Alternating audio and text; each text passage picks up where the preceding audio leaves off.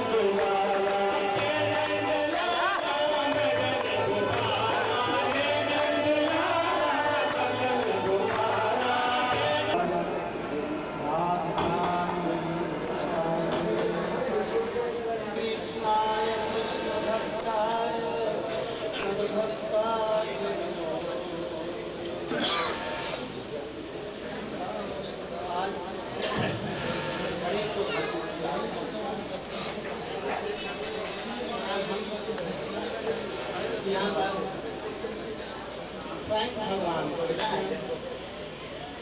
जो मथुरा में रही और साथ ही साथ गोकुल में जन्म ग्रहण किया। वेदों में, शास्त्रों में, उपनिषदों में, श्रीमद् भागवत इत्यादि में ये लिखा गया एक एकांश कला अंशः कृष्णस्तु भगवान स्वयं। श्रीमद् भागवत में परीक्षित महाराज को सुखदेव गोस्वामी जी भगवान के 24 अवतारों की बात कहने के पश्चात ये सब अंश और कला है।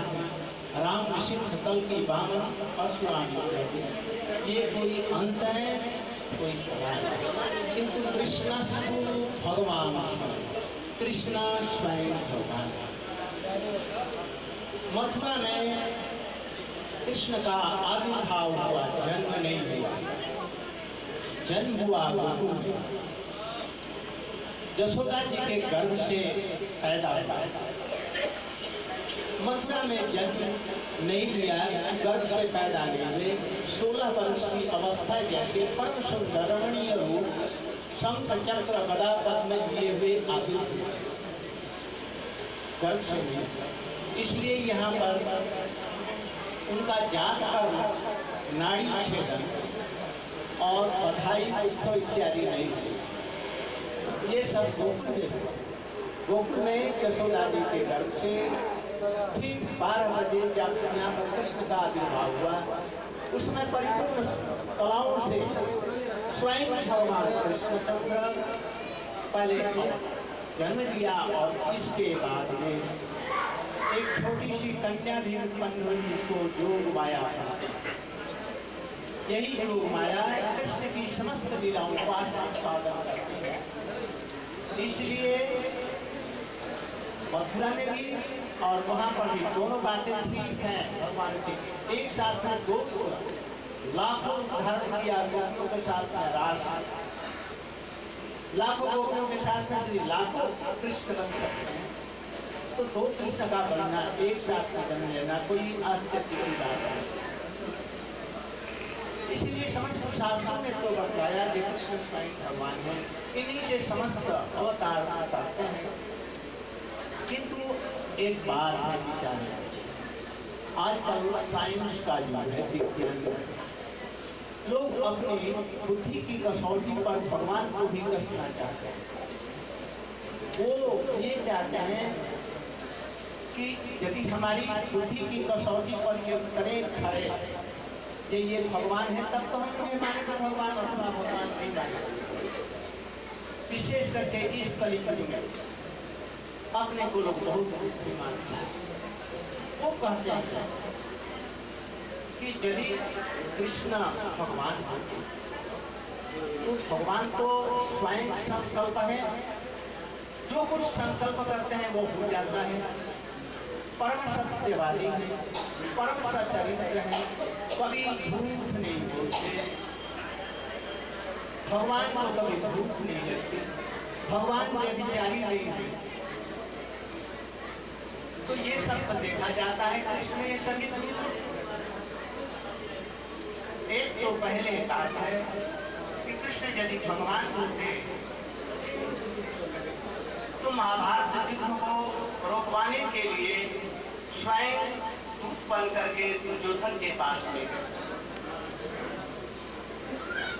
यदि ये भगवान होते तो उत्पन्न करके गए और युद्ध नहीं रुक सका तो भगवान कहाँ है? इसलिए भगवान नहीं। लोग ये कहते हैं कि जब उन्होंने जन्म लिया और प्यार जरा के हाथ से उसके बाणों से मृत्यु हुई तो भगवान कहाँ है? भगवान कभी छंद नहीं करते। फिर द्रोणाचार्य को मरवाने के लिए उन्होंने दृष्टि से झूठ क्यों बोलवाया? जयद्रथ को अभिमन्यु के मारे जाने पर अर्जुन ने प्रतिज्ञा की मैं जरूर जयद्रथ का वध करूंगा, किंतु उस समय में जब जयद्रथ छिप गया, सारे दिन कृष्ण ने भी नहीं मान सके, तो कृष्ण अर्जुन ने प्रतिज्ञा की थी, यदि जयद्रथ का मैंने आज दिन भर में सूर्य के छिपने के पहले वध नहीं कर दिया तो मैं अग्नि में जल करके मर जाऊंगा, जीवित नहीं होगा। सूर्य के छिपते छिपते जब नहीं मार सके तो कृष्ण ने कुछ चतुराई की, अपने चक्र से सूर्य को छिपा दिया। कुछ क्षणों में अंधकार कैसा होने लग गया, अर्जुन बोले जैसे अब मैं प्राण सीता सजा दी गई और वहां पर में आग में घुस करके मर गया। कृष्ण बोले जब भी दो धनुष बाण को लेकर अपने अस्त्रों को लेकर के मरते हैं, अस्त्र को छोड़ क्यों छोड़ा, अस्त्र लेकर के मरो, उन्होंने दे और इतने में ही कृष्ण ने चक्र को हटाया और वो थोड़ा सा दिन झुकाया। कृष्ण ने कहा मारो इसको, एक क्षण विलंब नहीं करना है। दुर्योधन ने उस समय में जयद्रथ को बुला रखा, आ जाओ देखो अर्जुन मर रहा है, अब इसे आनंद की क्या बात है, किंतु इतने में ही बुलाया। कृष्ण मारो अभी इसको, देखते क्या। जयद्रथ, कर्ण, दुशासन, दुर्योधन एक बात से बोल उठे, ये अधर्म का युद्ध है, ये अन्याय संपूर्ण रूप से धोखाबाजी है, इसलिए अनीति हो रही है। कृष्ण ने कहा अभिमन्यु को मारने के समय अनीति नहीं थी, द्रौपदी की लज्जा हरण करने के लिए बीच सभा में उसके ससुर और सास और पति सभी लोग थे, धृतराष्ट्र भी अंधा था, अंधाई भी थी। उस समय अधर्म नहीं था, ये धर्म था, उसको नंगा करना, भीम को मारना, पीस लेना ये धर्म था, पासे में उसको हरा करके उसके सर्वस्व ले लेना ये धर्म है। मारो भी देखो मारो। और अर्जुन ने जिस समय बाण उठाया और छठ बाण उसका सिर कट गया, किंतु उसका पिताजी का बर्ता कि यदि कोई मारने से भी मरेगा नहीं जब तक कि उसके सिर को मैं अपने हाथ से न पीटूं। शाम के समय में वो जयद्रथ का पिता सूर्य को जल दे रहा था। कृष्ण ने अर्जुन को इशारा किया कि ये सिर उसी के पास में थे। अर्जुन ने वो सिर को लिया अपने बाणों से और उसी के हाथों में फेंका जबकि वो जल दे रहा था। और उसे जल में देने पे साथ में आता है और वो फेंक दिया। एक दिन पर देखा कि क्या भारी सा लगा, अरे देखा तो मेरे बेटे का किंतु फिर तो हाथ से निकल गया।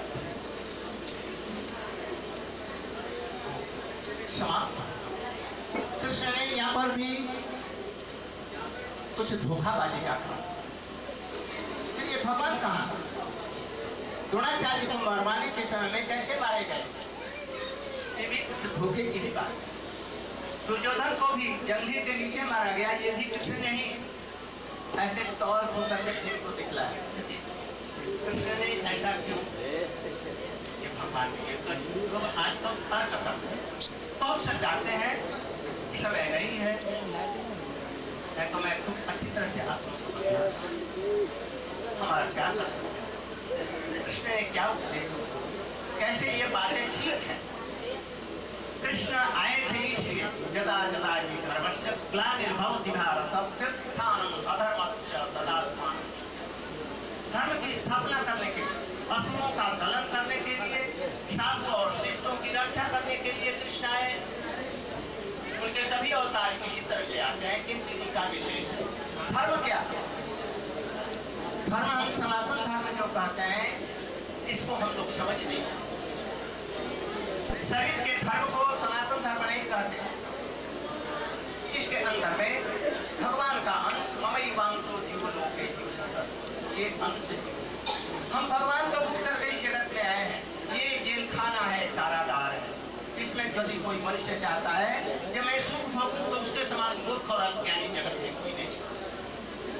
आज सत्युग से लोग चेष्टा करते हैं सुख पाने के लिए। रावण पात्रघाट होने की लंका पात्र 1 लाख पुत्र और 1.25 लाख नाती, मेघनाथ और जैसे वीर, कुंभकर्ण जैसा भाई, तो उसकी सभी घर सोने के बने सुखी हो सका। इस संसार में कोई नहीं सुखी हो सकता है, केवल वही सुखी हो सकता है जो ये स्वयं भगवान कृष्ण का दर्शन कर सके, तभी हो।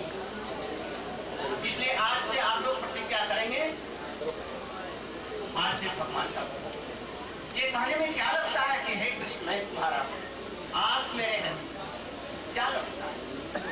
भगवान का भजन करना। इसलिए कृष्ण इस धर्म की प्रतिष्ठा के लिए आए थे। कृष्ण ने किसी को मारा नहीं, इस चीज को समझिए। कपड़ा पुराना हो गया, आज नकल बिना मारा ही तो हमको मरना ही है। और कृष्ण इस पुराने कपड़े को हटा करके यदि नित्य एकदम वैकुंठ शरीर वो लोग वृंदावन में उसको यदि पहुंचा दें, नित्य अजर अमर कर दें, उसे नित्य आनंदमय कर दें, रसो वैसा में उसको पंडित कर दें, तो इसलिए आनंद की बात है। हमारा पुराना कपड़ा फट गया, उसे नया बदल लिया। मृत्यु इसी को कहते हैं, जन्म किसको कहते हैं? जब आत्मा एक शरीर को धारण, मृत्यु किसको कहते हैं? उसको बदल करके दूसरे, तब उसको मृत्यु कहते हैं। कृष्ण यदि हमको मरना ही है और कृष्ण ने उस पुराने शरीर को, गंदे को यदि बदल करके उतना को वो वैकुंठ में गति दे दी, कंस जैसे दुराचारी को उसे मार करके जय विजय की गति दे दी, उसे महात्मा को परम मुक्ति दे दी। इसी तरह से कृष्ण किसी को मारते नहीं है, उसे हंदी का मतारी कर जाएगा। इस धर्म की रक्षा करने के लिए आए थे। एक बात समझिएगा, झूठ के लिए यदि आप सत्य बोलते हैं तो वो झूठी ही है। समझिए, कोई झूठ है, बेसिक उसका झूठ है। झूठ के लिए यदि सच भी बोलते हैं तो वो झूठ है, और सत्य के लिए यदि झूठ बोलते हैं तो वो परम सत्य है। ये दार्शनिक साधारण लोग नहीं सकते, तो भी इसको सुन रखिए, समय अधिक नहीं है इसकी व्याख्या करना। कृष्ण ने जो कुछ दिया वो परम सत्य संकल्प है। वो जानते थे कि महाभारत युद्ध के बिना संसार के लिए जितने दुर्गत जन हैं, दुष्ट जन हैं, जो रामलीला में कुंभकर्ण और ये सब थे, वो मारे जाने के बाद में शिशुपाल दंत बकरे जाति रामचंद्र होते हैं। इनको मारे बिना सनातन धर्म की प्रतिष्ठा नहीं होगी। इसलिए उन्होंने पहले ही संकल्प कर रखा था कि इन असुरों को मरवाना है और मारना है। इसलिए जबकि वो जा रहे थे बन करके हस्तिनापुर में, द्रौपदी रोने लगी, तुम जा रहे हो, आप तो भगवान हैं, आप जाएंगे जब सुनामा हो जाएगा, आप इच्छा मात्र से हो जाएगा, युद्ध नहीं होगा, तो फिर मेरी ये केस कैसे बचेंगे? हमने तो प्रतिज्ञा की है, तो शासन के झंडे के रक्त से हमारा देश बनेगा, सब नहीं बात। लेकिन इसका क्या होगा? कृष्ण ने उनके कानून में कहा, सखी तुम्हारी बात करते हो, हमारा संकल्प है कि महाभारत का युद्ध होगा, उसको कोई रोक नहीं सकता है। इसलिए प्रभु ने पहले ही संकल्प कर रखा था, जिनके मारे बिना जगत का उद्धार नहीं होगा, जगत में शांति नहीं आएगी। इसलिए वो उनके संकल्प के अनुसार ही ऐसा हुआ। इसलिए ऐसा मत समझिए कि कृष्ण यदि चाहे तो जितना नहीं रोक सकते, लाखों लोगों को रोक सकते हैं, 1 मिनट में प्रलय कर सकते हैं, 1 मिनट में किसी को न्याय करता है। ऐसा इसलिए कृष्ण स्वयं भगवान उन्होंने कहीं झूठ नहीं बोला, उन्होंने अपने मुख में अर्जुन को दिखलाया। देखो सभी मरे हुए भी हैं, अश्वत्थामा इत्यादि द्रोणाचार्य भीष्म कर्ण सभी मरे हुए हैं, निमित्त मात्र और सत्य निमित्त मात्र। इसलिए कृष्ण ने यहाँ पर भी झूठ नहीं बोला, कहीं भी झूठ नहीं बोले। इसको तत्वदर्शी लोग समझ सकते हैं, साधारण आदमी नहीं समझ। इसलिए बिना सत्संग के ज्ञान नहीं। इसलिए आप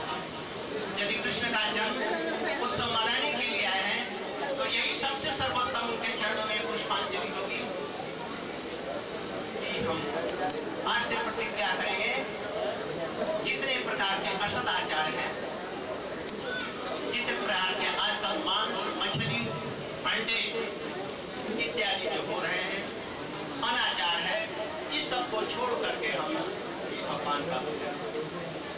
भगवान का भजन करना कलिकाल में सबसे सुपर है, सबसे समय। दिन में रात में चलते फिरते उठते बैठते हरे नाम हरे नाम हरे नाम कलम नाचते बनाते बनाते कलयुग में केवल कलयुग केवल नाम, उल्टा नाम जगत जगत, उल्टा जगत उल्टा नाम मरा मरा किया और बाद में भय ब्रह्म के समान नाम अलेत भव सिंधु सुखाई। अगर अगस्त ऋषि ने नाम लेकर के अवतार, जनु ऋषि ने गंगा को भी पान कर दिया नाम में। और युगों में तपस्या करना बड़ा भारी कठिन है भगवान को पाना, किंतु कलयुग में यदि एक बार भी यदि नाम कर लिया, विशेष करके ये महामंत्र हरे कृष्ण कृष्ण कृष्ण हरे हरे, हरे राम राम राम। इसमें ये मत समझिए कि इसमें 3 नाम है, हरे कृष्ण और राम 3 नाम नहीं है। यहाँ पर हरि अलग, कृष्ण अलग और श्री रामचंद्र जी अलग नहीं है। हरे माने कृष्ण के चित्त को भी हरण करने वाली राधिका जी का नाम हरा है, इसलिए हरा माने हो गया हरे माने राधिका। और कृष्ण से कृष्ण सबको जगत को जो आकर्षण करने वाले हैं। और राम माने क्या होगा? राधा रमयती राम, राधा में रमण करते हैं। समस्त जीवों के हृदय में जो रमण करने वाले जो कृष्ण है यही राम है। इसलिए उपास्य तत्व सभी का एक होता है, इसलिए 3 उपास्य नहीं होते। चाहे राम को हो या श्याम, ये तो गाने में ठीक लगता है, किंतु श्याम का जो भजन है इतना रसमय है कि रामचंद्र जी भी दूसरों को वर देते हैं कि हमारे कृष्ण लीला में गोपी बन करके तुम आओगी तब तुमसे। राम नहीं पूरा कर सकते, नृसिंह जी रास नहीं कर सकते, रामचंद्र जी सखाओं के साथ में जूठा नहीं खा सकते, ये कृष्ण की चीज। इसलिए कृष्ण सबकी इच्छाओं को पूर्ण कर सकते हैं। इसलिए ऐसा कौन सा दुर्भागा व्यक्ति है जो कृष्ण का शरण लेकर के उनका भजन नहीं करे। बस हरे कृष्ण कृष्ण कृष्ण हरे हरे, हरे राम। यही कलयुग का वेदों उपनिषदों में ये कहा गया, उपनिषद का मंत्र है। कोई कहता है कि ये पहले राम नाम से होगा, राम नाम और कृष्ण नाम का कभी झगड़ा ही नहीं है। ये तो वेदों शास्त्रों में स्पष्ट रूप से कहा गया है, पहले हरे इसके बाद में कृष्ण, फिर हरे कृष्ण कृष्ण कृष्ण हरे हरे, इसके बाद में हरे राम राम। ऐसा इसलिए इसमें विवाद का कोई नहीं है। ऐसे कोई राम कृष्ण किसी का नारायण विष्णु कोई भी नाम ले, कोई हर्ज नहीं है, सभी हाथों में लड्डू है, किंतु फिर भी एक नाम का वैशिष्ट है। इसमें ब्रजरस भरा पड़ा है हरे कृष्ण, जो एक किसी नाम है। इसको समझने वाले परंपरा की धारा से शिष्य समझ सकता है, सभी में ये गोपनीय चीज है। इसलिए कलयुग युग में ये महापुरुष चैतन्य महाप्रभु आज से 500 वर्ष पहले थे, इन्होंने इसी रूप में गाया। कृष्ण के समय में के बाद में नारद जी इसी नाम का उच्चारण किया। हमारे जितने भी गोस्वामी लोग हैं हरे कृष्ण से आरंभ करके, इसलिए इसको समझ करके आप करेंगे।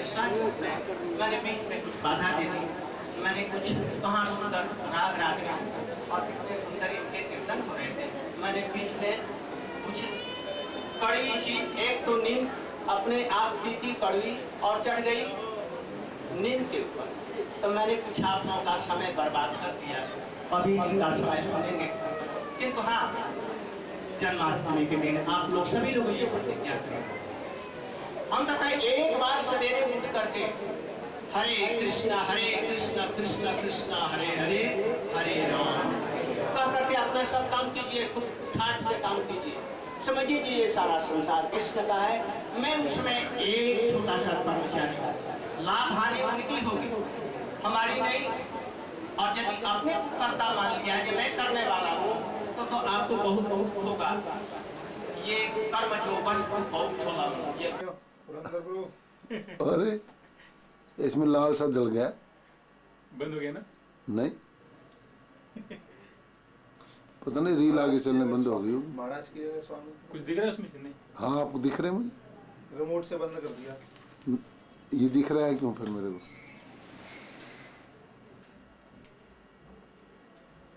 लो, बंद कर रहे हो क्या?